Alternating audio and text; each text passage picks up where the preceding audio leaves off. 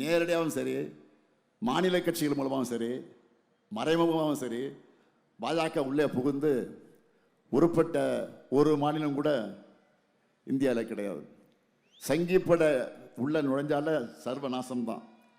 அப்படி ஒரு கட்சியின் கூட்டணிக்கு தமிழ்நாட்டின் நலன் மேலே அக்கறை உள்ளவங்களோட ஒரு வாக்கு கூட விடக்கூடாது.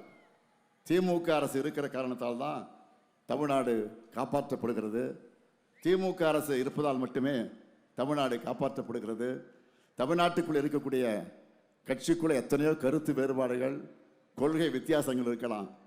ஆனால் எந்த கட்சியையும் மக்களை பிரித்து வன்முறை தூண்டிவிட்டு அதில் குளிர் காய மாட்டாங்க. ஆனால் பாஜக அப்படி இல்லை. பாஜக என்பது ஒரு அழிவு சக்தி. அதை உள்ளே விட்டால் நம்ம மாநிலமும் இருக்காது, மாநில கட்சிகளும் இருக்காது.